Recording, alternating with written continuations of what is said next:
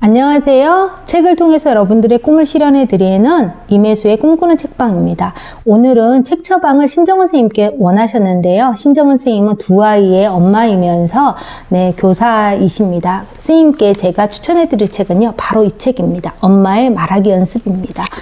저자는요. 박재현 님이신데요. 리플러스 인간연구소의 소장님이십니다.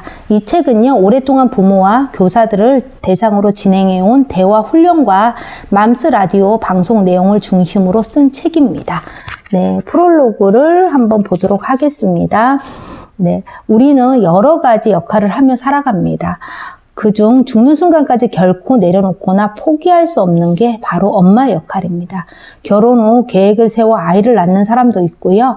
자연스럽게 아이가 생긴 사람도 있습니다. 설레이고 두려운 마음으로 엄마의 역할을 시작해 평생 헌신하면서 살아갑니다. 조그만 아이를 처음 품에 안았을 때는 형연할 수 없는 마음에 기억을 할 것입니다. 누가 강요하지 않아도 이 아이를 건강하게 키우며 좋은 엄마가 되겠다는 다짐을 합니다. 하지만 세상에 쉬운 일이 어디 있던가요? 아이를 키우다 보면 당황스럽고 두려운 상황도 많고 아이를 대하는 자신을 보며 엄마 자격이 없다는 자괴감을 느끼기도 합니다. 프롤로그에 박재현 작가님의 진솔한 이야기가 들어있는데요. 또 외국으로 나가서 아이를 키우면서 겪는 그런 부분도 자세히 나와 있습니다. 아이와 함께 살아온 지난 날을 돌이켜보면 종종 합리적인 사고에 벗어나서 감정적인 파도에 휩쓸렸던 기억이 납니다. 아이가 싫다는 말을 몇 번 하면 목소리가 경황되기 일쑤입니다. 잠든 아이를 보며 후회가 밀려오고 잠을 이룰 수가 없는 날도 많습니다. 제가 만난 엄마들도 저와 같았습니다. 한 전업주부는요, 자신의 감정을 다 쏟아내는 대상이 아이여서 너무 미안하다고 고백을 하고요.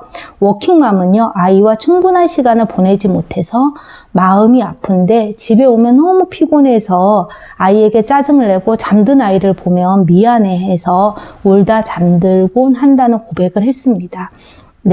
이제 죄책감은 잠시 내려놓고 생각해보면 좋겠습니다. 우리는요, 엄마라는 가능한 중요한 일을 경험합니다. 주는 기쁨과 기여하는 가치를 배우고요. 아이의 웃음을 통해서 행복을 느낍니다. 엄마가 되기 전 우리가 타인에 대해서 진실로 괴로워한 적이 있었던가요? 마음 아파한 적이 있었나요? 그런 오이가 아이가 아프면 자신이 아픈 것보다 더 고통스러워서 잠을 설치기도 합니다. 때로는 성숙하지 못한 행동을 하고 후회하고 조금의 가식도 없이 아이의 행복을 진심으로 바라봅니다. 왜냐면요, 엄마이기 때문입니다. 이 책은요, 맘스 라디오에서 방송한 내용 중에서 엄마들의 마음을 위로하고 아이와 좀 더 현명하게 대화를 이어가는데 도움이 될 만한 이야기들을 엮었습니다.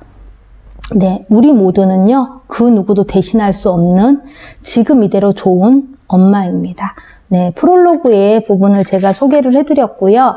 그리고 이 책은 1부, 2부로 나눠져 있습니다. 1부에는요, 엄마인 나 이해하고 공감하기.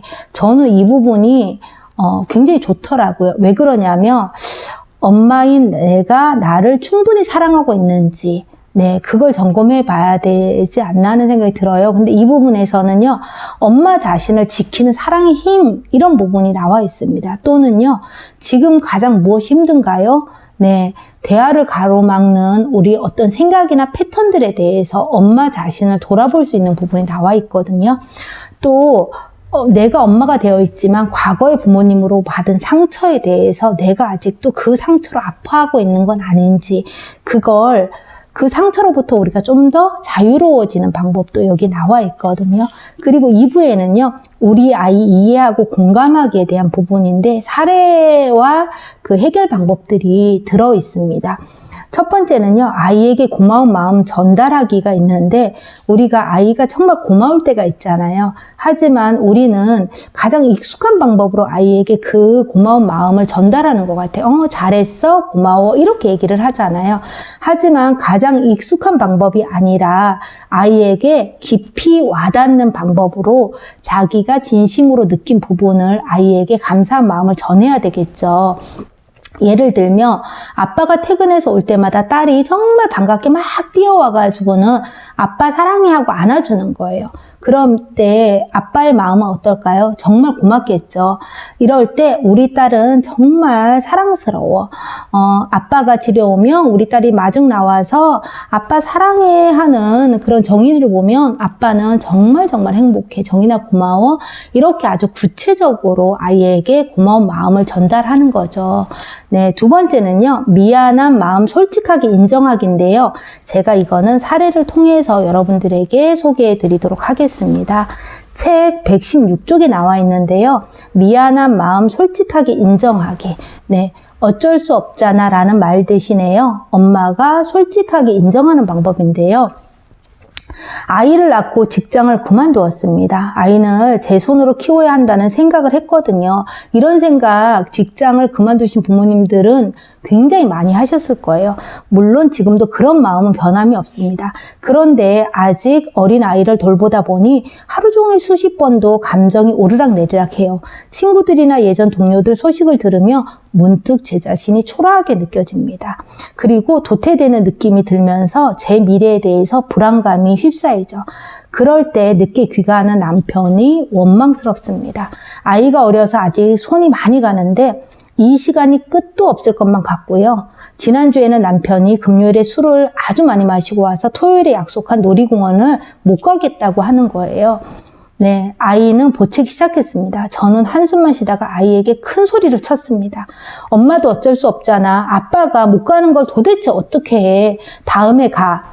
아이를 생각하면 미안하지만 어쩔 수 없었어요. 아이가 커서 유치원에라도 가면 시간이 생길 텐데 24시간 같이 있다 보니 아이에게 막 짜증을 내곤 합니다. 네, 이런 부분을 미안하다고 말할 수 있는 용기를 가지는 것이 필요하다고 이야기를 하는데요. 그것이 진짜 자존심을 지키는 방법입니다. 미안하다고 말하면서 자기 변명에 빠지는 것은 자신의 내면에서 올라오는 양심과 진실의 목소리를 외면하는 것입니다. 네, 우리가 아이에게도 미안한 마음을 솔직하게 인정하는 부분이 필요한데요. 네, 잘못을 따지는 것보다 중요한 것은 무엇일까요? 네, 살다 보면 이런 일이 참 많습니다. 자기 잘못이 아닌 일로 공격을 받을 때도 있고요. 억울한 마음을 토론할 사람이 없어서 마음이 답답할 경우가 많습니다. 우리는 어려서부터요, 누가 잘못했으며 누가 그 책임을 지고 해결해야 옳은지 밝히는 환경에서 자랐습니다. 친구끼리 다투어도 네, 선생님이 누가 먼저 그랬어? 라고 묻는다든지 아니면 내가 잘못했네 라고 결론을 지어줍니다. 그런 환경 속에서 우리는 자랐기 때문에 어른이 되면서 배운 것은 인간관계에서 책임을 따지며 논박을 해도 결론을 짓지 못하는 문제가 너무 많다는 것을 우리는 알게 됩니다. 서로 다른 관점, 즉 자기 입장에서 생각하고 말하는 대화를 통해서 문제를 해결하고 조율하기는 정말 너무 어렵습니다. 자, 이런 경우에는요, 앞에 있는 사례에서는요, 책임을 떠나서 아이의 마음을 들여보라고 얘기를 하는데요. 누가 잘못을 했는 게 엄마 잘못이 아니잖아. 아빠가 놀이동산 가기로 해놓고 아빠가 늦게 와서 아빠가 못 가겠다는데 엄마한테 너가 계속 울면서 짜증내면 엄마가 어떻게 해? 이렇게 책임을 따지기보다는요, 아이의 마음을 들여다보라고 이야기를 합니다. 두 번째는요, 이런 문제를 우리가 수없이 많이 만나게 되죠. 그럴 때 성숙한 조율의 능력이 필요하다고 얘기를 하는데요. 네, 먼저 좌절된 아이의 마음을 헤아리고 사과해야 됩니다. 아이와의 약속을 지키지 못했을 때 부모가 해야 될 첫 번째 일은요, 바로 사과입니다. 아들 많이 기다렸을 텐데 지금 바로 놀이동산 가지 못하게 되어서 미안해 라고 네, 엄마 잘못이 아니라 아빠 때문이라는 말은 아이에게 절대 도움이 되지 않습니다. 그냥 아이에게 진심으로 미안하고 네, 다음에는 우리 어떻게 하면 좋을까 하고 조율하는 방법이 좋겠죠. 놀이공원에 가지 못하는 대신 아이와 함께 할 수 있는 즐거운 일을 찾아보고요. 언제 놀이공원에 갈 수 있는지에 대해서 아이와 서로 이야기를 나누어 보는 것이 좋습니다. 있습니다. 지치고 힘들어서 순간순간 왜 모든 것들이 내가 짊어져야 되지? 내 인생은 도대체 어디로 가는 거지? 나는 언제 나로 살아갈 건지? 이런 생각이 들 수가 있습니다. 엄마라면 이 부분을 다 공감을 하실 거라고 생각을 해요. 아이를 낳아 키우다 보면 문득 엄마가 아닌 내 자신의 삶을 놓치고 있는 기분이 들거든요. 두려워하기보다는요, 인간은 누군가의 지극한 보살핌을 필요로 하는 존재라는 것을 기억하셔야 됩니다. 저는 지치고 힘들 때 엄마라는 존재에 대해서 생각을 해보는데요. 엄마라는 역할에 대해서 생각을 해봅니다. 엄마라는 역할은요, 그냥 사실대로 받아들이는 겁니다. 엄마가 아이를 끝없이 보호해줘야 되는 그런 존재라는 것을 받아들여야 된다고 이제 저자가 얘기를 하는데요. 아이가 조금 더 클 때까지는요, 아이가 잘 때 엄마도 좀 쉬어가면서 체력도 비축하고 가능하다면 주변의 도움을 받는 것도 좋습니다. 그럴 때 휴식도 취하고 즐거운 일도 하면서 말입니다. 우리가 자신의 몸과 마음의 리듬을 잘 돌보지 못하면 힘든 자신을 이해하지 못하고 도와주지 않는 사람들에게 점차 서운해지고 아이에게도 화를 내기 마련입니다. 이 책에서 제가 한 부분을 소개를 해드렸는데요. 아마 엄마라면 이 책에 미안한 마음 솔직하게 인정하기라는 부분을 듣고 굉장히 많이 공감을 하셨을 거라고 생각을 합니다. 왜 그러냐면 우리는 태어날 때서부터 엄마의 훈련이나 엄마의 연습이나 아이와의 대화법을 배우고 태어난 건 아니잖아요. 그러고 엄마가 된 게 아니기 때문에 이런 책을 통해서 여러분들이 엄마의 말하기 연습하시고 아이에게 좋은 엄마가 되면 좋을 것 같습니다. 이 책을 제가 신정원 선생님께 추천해 드리고요. 신정원 선생님도 이 책을 통해서 많은 도움을 받기를 바랍니다.